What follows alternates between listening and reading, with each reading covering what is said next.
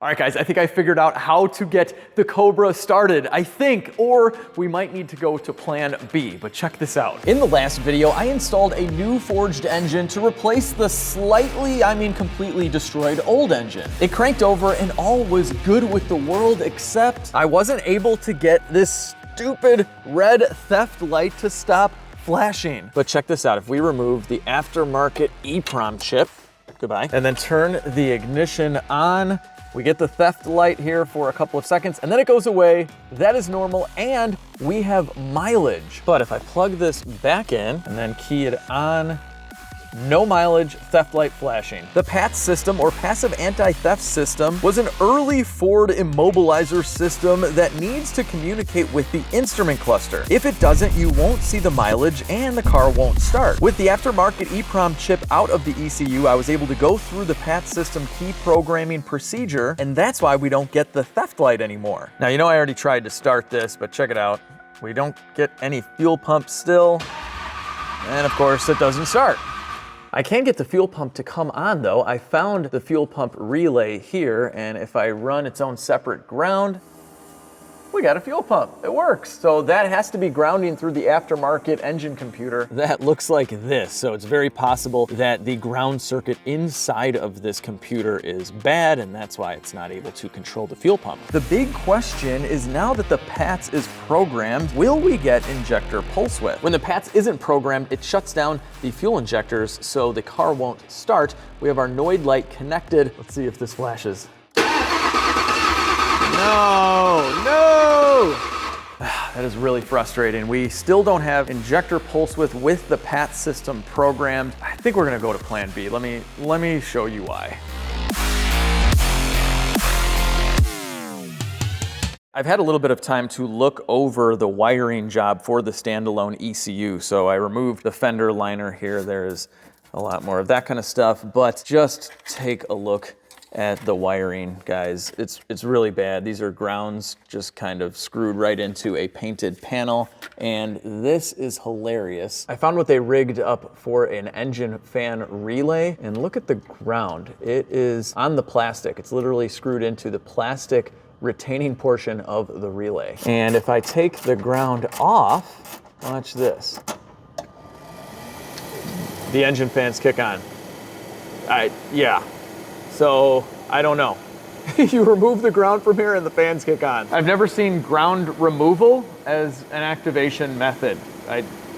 Yeah, I got nothing. All right, just grounded it, so we've turned our fans off. A little reversal they did there. I see what you're doing. And then because of the standalone, we have this just big conglomeration of wiring harnesses going everywhere. They look really nasty. And I found a few things like this. This is a factory engine harness that I believe they just lopped off and taped or something. I don't know why. And the aftermarket ECU connects to your 1993 computer with these serial data port connectors. I'm not exactly sure what this box is. And just look at all of this, just garbage. We have wire taps all over the place. There are cut wires in the harness, and a lot of the wiring is damaged as well, all for that standalone. Oh, and did I mention that the standalone itself looked like something Indiana Jones discovered in some abandoned temple? Temple of Doom, best one. All right, so no more messing around, no more joshing around. All right, I'm pushing the car up so we can open up the doors, and we are stripping this car of this ancient harness, and we're gonna go back together with also an ancient harness, but a factory Ford ancient harness. All right, and I can't keep this from you guys any longer. Look at the new wheels. I got the 03, 04 Terminator Cobra wheels in chrome with a deep dish. The fronts are in the box as well, brand new drag radials. Cannot wait. So I'm still waiting on some of the parts, but what we have here is the engine computer harness from a 2003 or 2004 Mach 1 with an automatic transmission. So they made a Mach 1 with this exact same dual overhead cam engine, but an automatic transmission, which is what this car has. So without further ado, let's remove this entire mess of a harness. I'm starting off with the injectors. This is gonna be so satisfying to get this all out on the ground. It's gonna be, oh man, it's gonna look so bad. It already does look so bad. Get out of here, get out. Leave my Cobra. We're also gonna be ripping out the Viper alarm system from like 1999. Here's the speaker. Ugh. Yeah, almost hit my other car. Look at this, just grounds drilled in all over the place. We do not need that. Sometimes you just need the world's longest screwdriver. There you go. This Viper alarm wasn't working. I replaced the batteries in it, and these can just be a lot of trouble. Oh, and this is kind of funny. Watch this. They grabbed power for so many things from this one terminal. We'll be able to eliminate a lot of this. So many zip ties everywhere. You don't know how good this feels, guys. All right. I know some of you guys had commented about me going with an aftermarket ECU, a newer one like a Holly or something like that. Those work really well, they're awesome. But the reason I just want to go back to stock is simplicity and the fact that we can use a program like HP Tuners or SVT or something like that to just tune the factory computer. We're well within the power parameters of doing that. We have the technology now, so I just want a clean factory look. Oh, you know what else I get to get rid of, guys? This. Oh, look at this. Look at this goodness in here. Yes. Okay. So this, wow, this is a big custom plate or something to mount the MSD. And then this is a factory motorcraft part. Okay. Lots of connectors here. Goodbye, MSD. And they already butt connected these in, so we'll cut them out. Okay, what do we have here? Yeah, so this is a factory ignition control module, but I don't believe this would have come on this car from the factory. I think they added it because they were running the MSD. You saw this on older cars. But this has coil on plug, which would be controlled with the engine's computer, so I think we can eliminate this as well. Just like you guys can eliminate some debt with today's video sponsor, PDS Debt. PDSdebt.com has custom options for anyone struggling with credit cards, personal loans, collections, or medical bills. So if you keep on making payments, but your debt never actually goes down, this could really help you because PDS Debt can consolidate all of your loans into one manageable monthly payment. So not only will you save money in interest and fees, but this will allow you to pay your debt off quicker, and anyone with $10,000 or more in debt will qualify, and there's no minimum credit score required. So PDS Debt is offering a totally free debt analysis right now. It only takes about 30 seconds, and all you have to do is click on my link down below or go to pdsdebt.com/legit to get your free assessment today. So a big thanks to PDS Debt for sponsoring this video. Now let's get back to some Cobra. I gotta do a little bit of housekeeping here.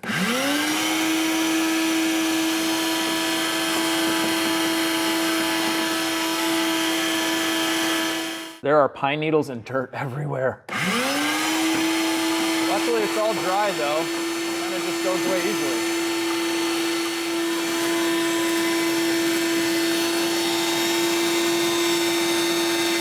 I found another relay here that the ground is bolted to the plastic tab on the relay. And here's a ground, that's pretty nice. And I got that relay out, and now all these grounds are coming out too. Probably weren't making a very good connection. Yeah, I don't know what's worse, this or the space van. And they have a bolt with multiple nuts just grounding all sorts of things. Probably the space van. Oh, this is so fun, guys. Get it out. Okay, there we go.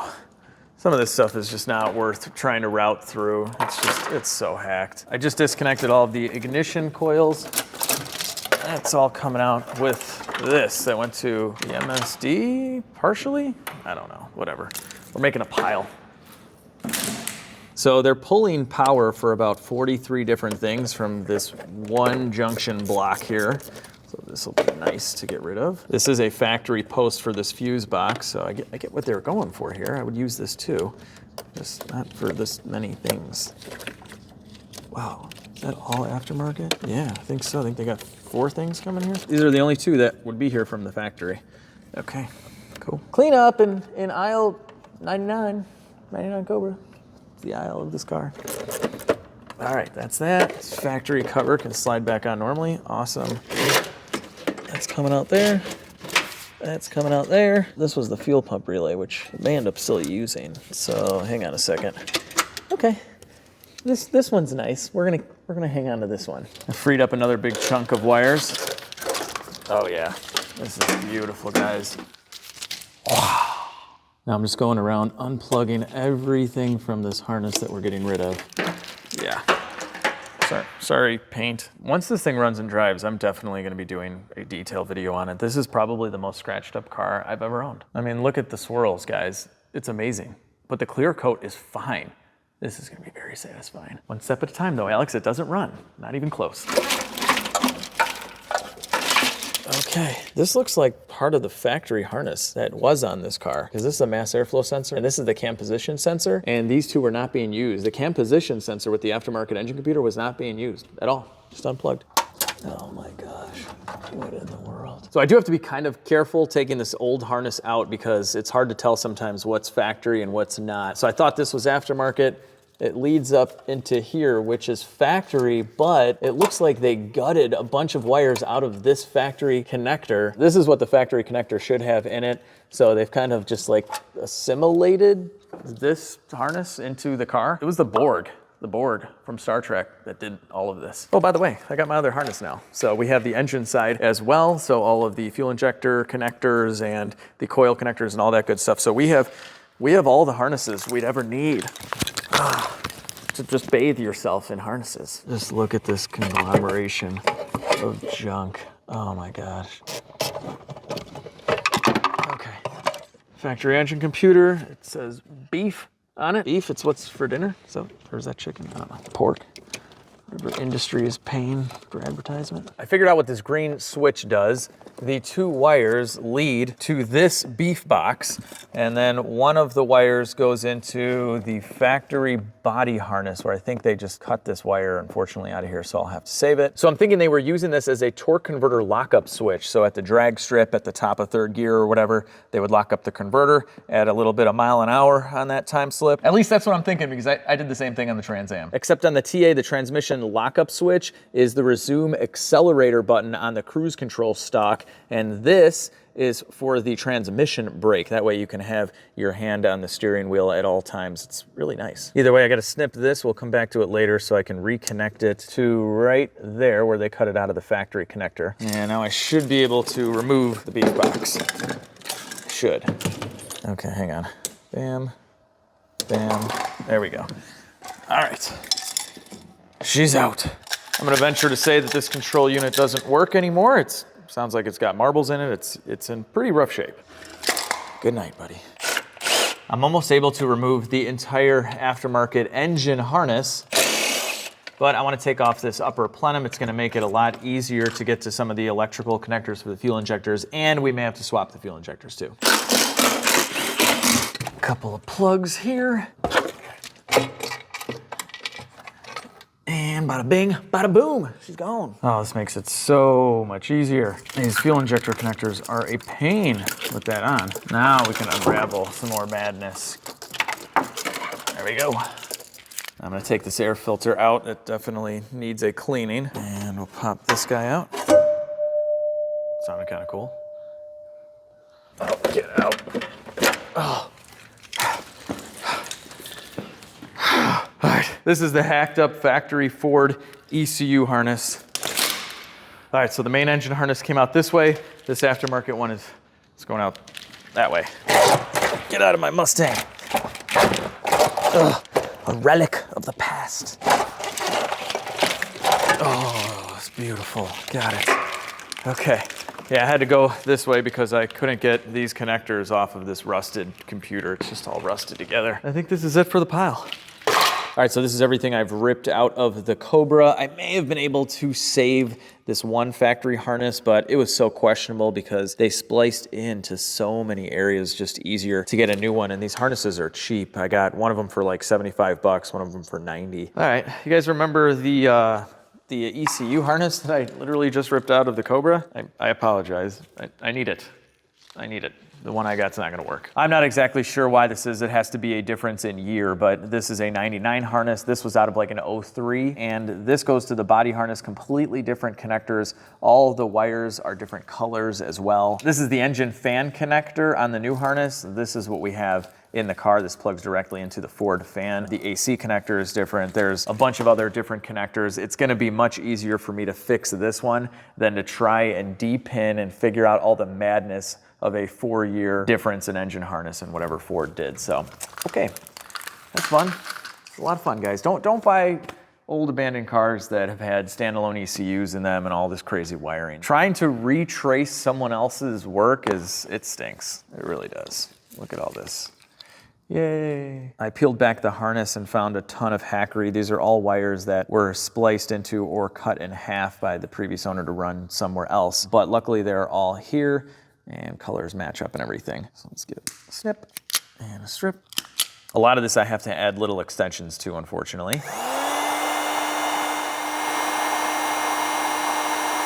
There we go. Solder is melted. They are good. All right. I'm gonna do that, I don't know, about 12 more times in here. We'll wrap it up, make it look pretty, do a couple other ones, and then it's ready to go right back in. And just like that, the old harness is all fixed up. So I had to make a total of 10 wiring repairs. We've wrapped this all up. It looks much, much better. And now we can go back in the car. So it does stink that I had to take this out, but honestly, it was a lot easier to fix right here. Now I have to fit a square block into a round hole, sort of. This is kind of difficult to do, but this plug has to go back through here. Actually, wow, this is a lot easier to do when you're going back together. Fishing it out was a total nightmare, but yeah, there we go. That connector's in. All right, and I'm just gonna feed the whole harness in, connect a bunch of stuff, and then we can move on to the actual engine harness, and there might be some work we have to do to that one too. ECU harness is reinstalled. Now it is time for this beauty right here. This is from, I think, a 2003 Mustang GT. I could not find one for a Mach 1 because they're kind of rare, but we'll have to make some modifications to make this work. I think this side goes somewhere over yonder, and then it just kind of, there you go. And then you just start it up. All right, fire in the hole. I'm just kidding. That won't work at all. We need to connect stuff. All right, I've been messing around with this for about an hour, just kind of plugging things in, figuring some stuff out. I had to steal some parts from one of my other cars, the Lightning, of course. So we have this intake bellow that's gonna connect to the throttle body because this car didn't have a mass airflow sensor, but the Lightning did. It is a 6-pin, but I found out that even though we have a 4-pin, it'll still work. This will sense the airflow, the mass airflow, and this is for a separate intake air temperature sensor. So there is a lot of just weird little things that are different with the GT, the Cobra, and the fact that this was a manual trans. There's a lot of little things. Something else I just ran into is this doesn't plug in here. This is the coolant temperature sensor, and I think the previous owner or whatever, whoever built this car, moved it to here for some reason, I think. I'm also picking up a handheld scanner later tonight with a base file tune for the Mach 1 automatic. So hopefully that works out, but let's see. Does this plug into here? Yep. Okay, so we need to put this guy here. Hopefully it fits. And this might be an aftermarket sensor. I'm not sure. Oh, and it's in there. Please don't break. Oh, shoot. I thought I was done with like rusted stuff and fire. Fire! Expand. Oh, man, nothing. Oh, no. I got a line wrench on here too, and it's starting to strip it. All right, guys, I am just gonna put this sensor back in here. We're gonna extend the wiring. We have to extend all the ignition coil wires anyway. And honestly, if this breaks right now and breaks off the pipe, we're dead in the water. Or coolant runs through this pipe. We're dead in the coolant. I don't want that. Well, I know it doesn't look much, but this is a couple hours later of routing wires and just figuring out a lot of tedious things that unfortunately don't translate well to a video. It's just sitting at a computer, researching, trying, fitting, and just, yeah, it stinks. But I do have some good news. I ended up picking up an SVT handheld tuner from my friends at MustangPartsUnlimited.com, and this already has my tune preloaded with the PATS system turned off. You guys know how much of a pain in the butt the PATS system has been. It's gonna be gone now. Also, Mike, the tuner, thinks I can reuse this factory computer. He's already programmed the new tune for an automatic transmission, which is great, and it might mean that I get to return this this because I haven't voided the sticker here. If I plug this in, it's over. I can't return it. But this was like $300. I get that money back. Now, one of the most time-consuming parts of this project is going to be the wiring of the ignition coils. So because I wasn't able to find the dual overhead cam Mach 1 or Cobra engine harness, and I got the GT harness, it was like $75, much cheaper, couldn't find the other one. But because of that, the ignition coil connectors, the pins need to be flipped because the PCM controls them in an opposite manner depending on which car you have, and they need to be extended for the dual overhead cam valve covers as well. So as you can see, I've already done one, so the wires are extended and the pins have been swapped. So I'm gonna show you guys how I'm doing that. So here's our coil connector. We'll cut the tape, don't cut your finger. All right, and I'm just gonna cut this down to where it connects to the main harness. We'll pull that off. The reason I'm not just cutting these and flipping the wires and I'm actually flipping the pins around is because of the gauge of wire you can see is different. We want that to match. So we'll pick a good middle point. There we go. Now with the connector off the car, we can pop out this red clip right there and like that. And I have a master depinning kit. It comes with like 8,000 little keys. So I found the one that fits perfectly in here. And there is a little gray tab that we're just going to flip up just like that. And then the pin will come out. I'm gonna leave it in there right now and do the other side first. There we go. Okay, so now we switch them, click, and we have reversed our pins. Now just snap in the red cover like that. Now we're gonna use the world's best wire strippers. Link down below to Sonic Tools, these are amazing. Now I have a bunch of extra wire, because I gutted this car of about 8,000 feet of wiring harness. So we're just gonna use that, save some money. Most all of the wiring on there is still in excellent condition. And we're gonna twist these wires together like so. Slide over our solder joint and heat it up. You can see the solder melting now, going through the strands of wiring, connecting the two. You guys have seen me do this a few times. There we go. Now we have both of them done, so we're gonna plug it in to its coil like that, just to get the length. So it's gotta run back and around all the way over here. We can't just go straight because there's a cover that pushes the coils down and holds them, and there's a ridge here for the seal, so it can't just go straight up. This length looks pretty good. Give it the old snipperoo. So because we flipped the pins, we can go orange and yellow to orange and yellow right here.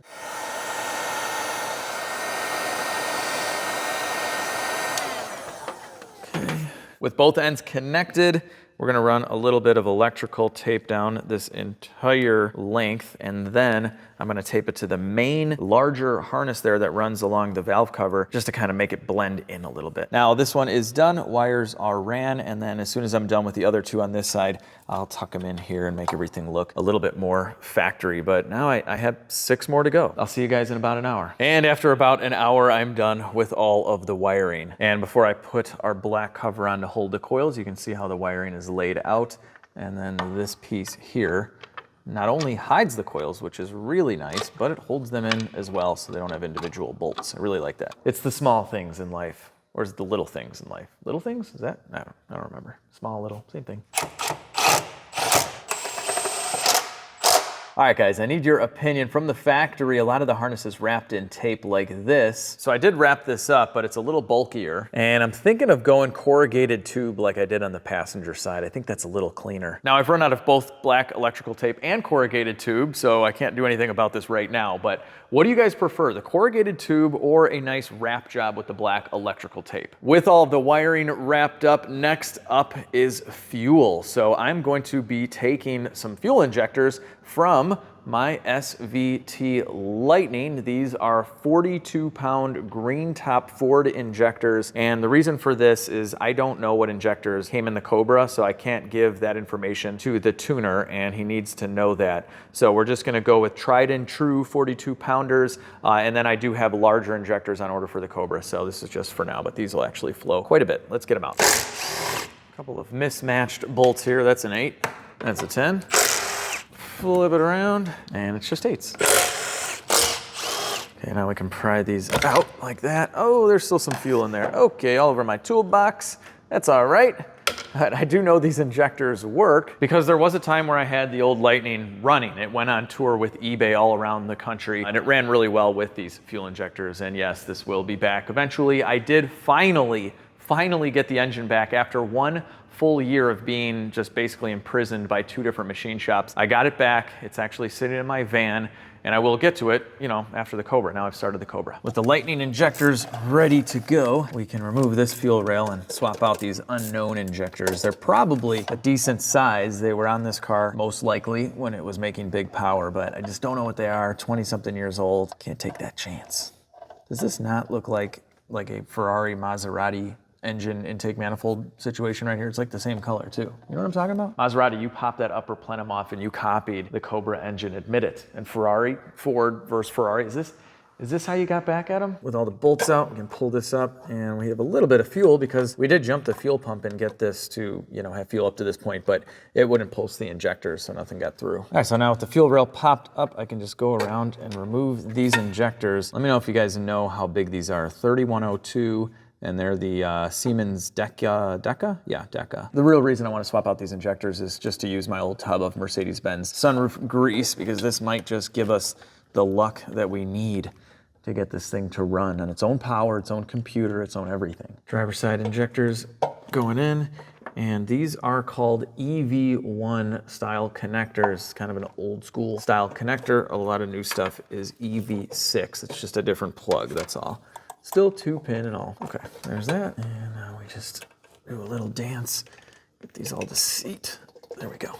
Perfect. And now the studs go back in. Another piece of aftermarket goodness we can get rid of is this adapter plate for the idle air control motor. This is aftermarket to work with the standalone ECU harness. We can go back to the normal Ford one now. A couple of Allens. This will come off, and then we got to get the adapter off too. And we'll get this gasket off of here. I used a little RTV last time. There we go. Okay, goodbye adapter. Goodbye aftermarket idle air control motor. Maybe one day we'll see you again, but probably not. A factory Ford idle air control motor going back in. A weight reduction here without that adapter plate and 2 extra screws. Every little bit counts. Race car.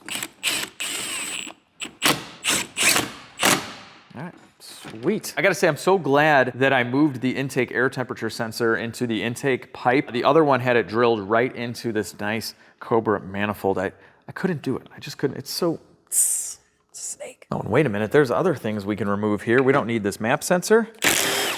This was for the standalone system as well. That just completely goes away. And this is the vacuum source for the map sensor. It's got a lot of connections, doesn't really look the prettiest anymore, so that's gone too. Now this upper plenum is ready to go back on the engine and ingest all the air. It's time to make this engine look a little bit more like an engine. We have this very, very nice and thick intake gasket. Great job, Ford. Built Ford tough. Like a rock. Chevy. What's the current Ford motto or whatever? Do they have one? Do they still use Built Ford Tough? I think they do on the pickups, right? The best or nothing is Mercedes, or at least it was a few years ago. I don't know, they change every so often. Okay, there you go.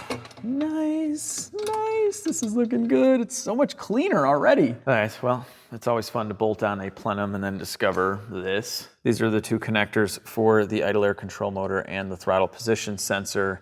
And they just pop out like right here, basically. We need to extend them. I've kind of pulled them out of the harness. I could probably force this guy on. Yeah, I don't know. I gotta get these to reach. All right, I think I might have gotten away with not having to cut and splice anymore. I got these far enough out of the factory harness where I do believe that they will reach. Let's put this roughly back into position right there. Oh, and look at this. Click. Okay, cool. All right, so if you're using a 2-valve Mustang GT harness on a 4-valve engine, you do not have to splice that. Just release it from the main harness and you're gonna be good. These 2 are plugged in, zip zam do time. It takes on. We have throttle cables to hook up. Let's do this. All right, there's 1, there's 2. Lots of little fun things to do. Tighten a couple of bolts here. Couple of throttle springs here.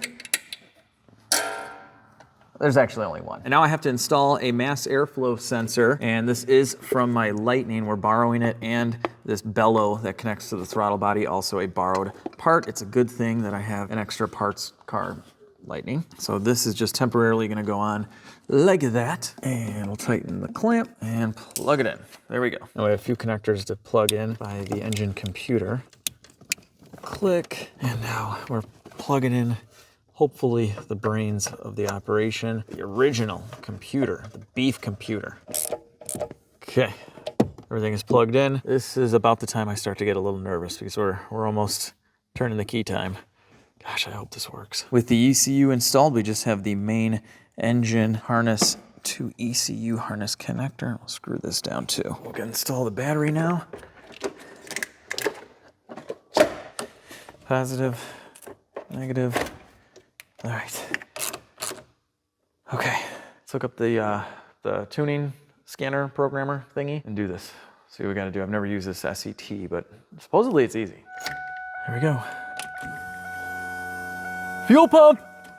We got fuel pump when we turn the key on! Yes! So far, so good.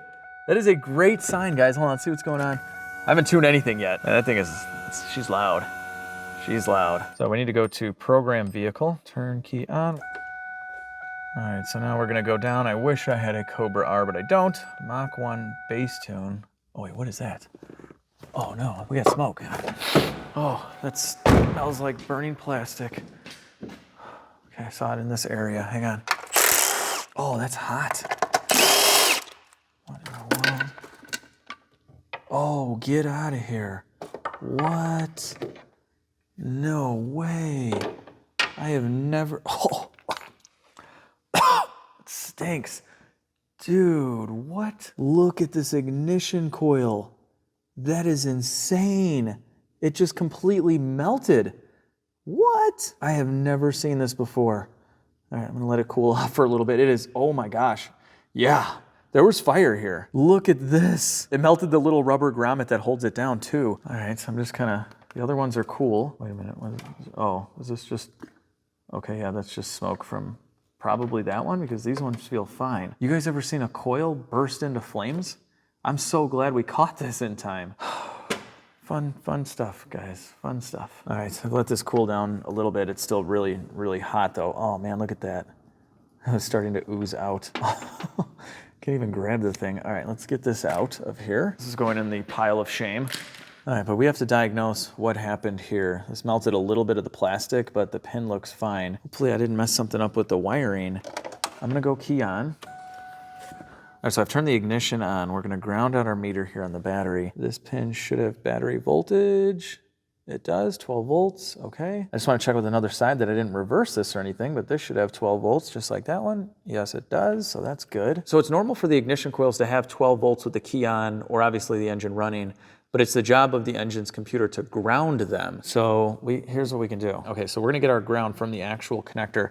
With the key forward, it should not have 12 volts if you use this ground here. It shouldn't. Look at that. We got battery voltage. Hang on. That's not normal at all. Watch. If we take one that didn't burst into flames, we got nothing. This should not have 12 volts.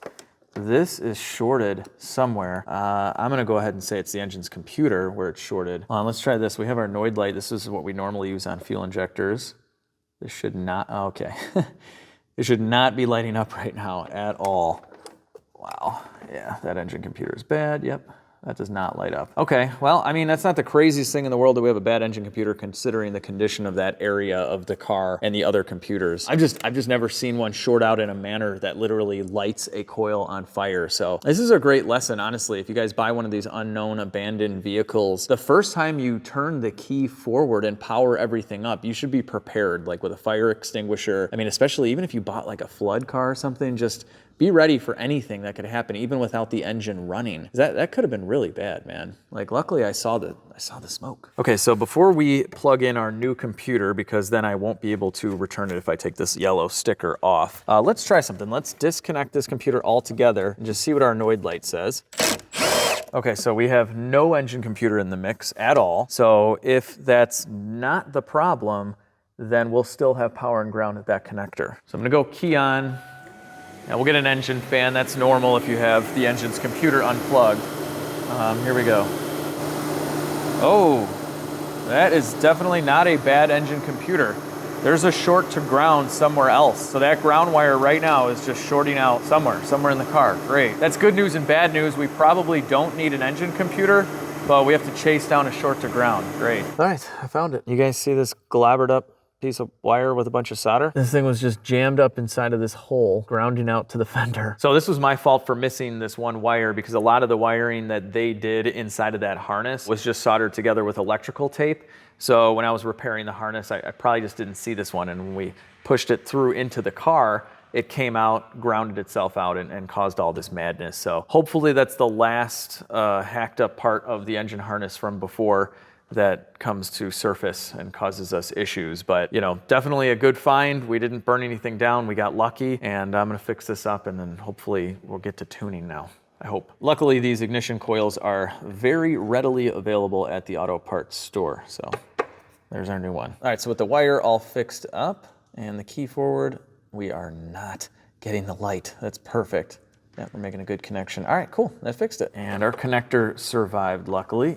It clips right in still, so okay. I'm gonna wrap this up, and then we can tune. Okay, we shouldn't have any more fires now, and we can just get to using this cool little thing. So program vehicle is what we want. All right, Mustang Cobra. It's cool that it has these preloaded tunes in here, so that's nice. But we want this guy. So my tuner made this tune right now for the Mach 1 with the automatic, and we'll approve everything he did. Okay, we'll go off, on. There we go. We do have a battery charger connected. You want to make sure your battery voltage never gets low. And yeah, we're programming this guy up. So right now what it's doing is it's saving the stock file, which we don't know anything about because it's that computer that they tuned, 20 something years ago. So whatever, we'll have it. All right, so that's good. And here we go. Now we are uploading our new tune. So information you have to give your tuner is typically the exact injectors you're using, a mass airflow sensor, so I give him the part number off of that one, and then other things like the fact that we have an automatic transmission and stuff like that. And he disabled the PATs. I asked him to remove PATs. I mean, I like PATs, like the people out there named Pat. You guys are awesome, but the PAT system in the Ford, I'm not a fan of. I don't like it. Bad PATs. $8.99, clearing DTCs. All right. I love that sound. Why do some manual transmission cars have this, where you can't get the key out, you have to push this, and then you can get the key out? My Trans Am has that as well. It was originally a manual transmission, but a lot of other manual transmissions don't have that button. What is the idea there? They make it more difficult for you to remove the key, but the automatics don't have that. Please explain. All right, guys, this is it. This is it. It should start right now, theoretically. I'm scared, but here we go. Okay, literally, we got nothing. I turned the key, no starter activation whatsoever. What? We had that with the old horrible harness before. Why? The issue there could be the fact that I don't have the transmission harness installed. This one was totally hacked up. I have a new one that's coming in tomorrow, but I did notice that they had a ground wire, this gray one. I just snipped it because I thought I was removing this whole harness. But I wonder if they were grounding out the neutral safety switch. Let's strip this and connect it again. It's like a shark going in there to eat. Oh. All right, I just did a super sweet wiring repair there. Check this out, guys. We have a red and blue wire coming from power, and it goes into the transmission range sensor, and the output is white and pink. So if we combined this wire and this, we jumped them together, then the output will go to the starter relay, and that could work. All right, guys, I have to jump the starter relay here. So the key is on right now.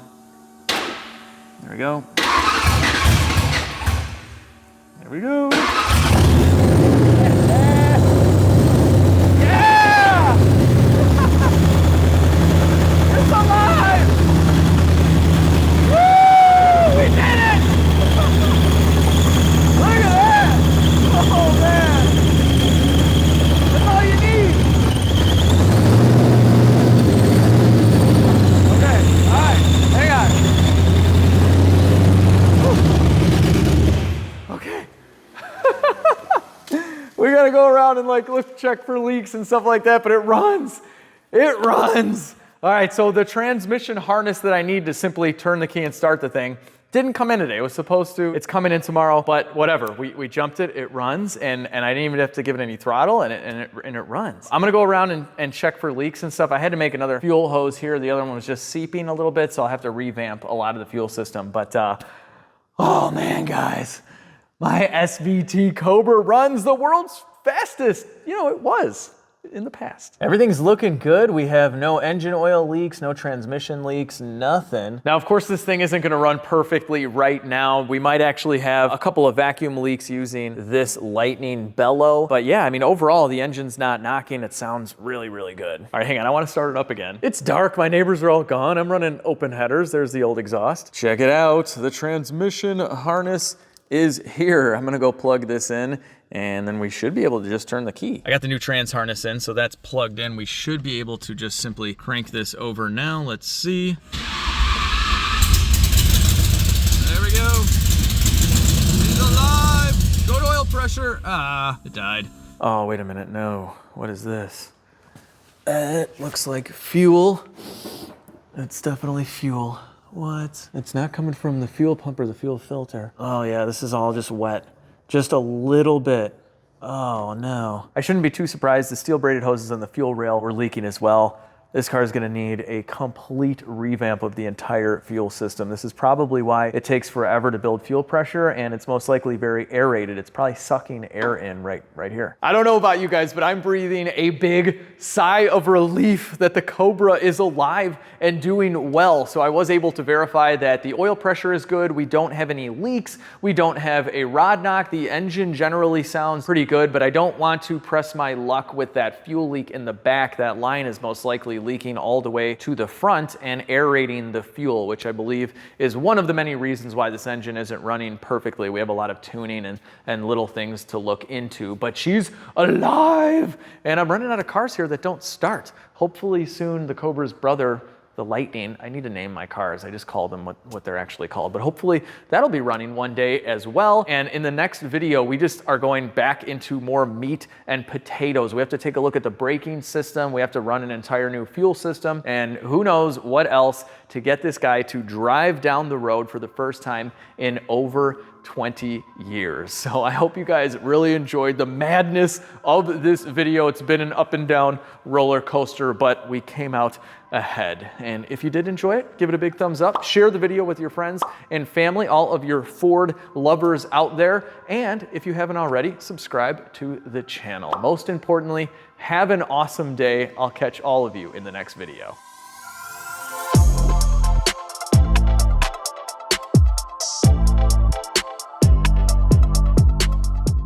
Now I know a lot of you guys, I know some of you guys had commented about if I should go, now Star Trek, do you like Star Trek?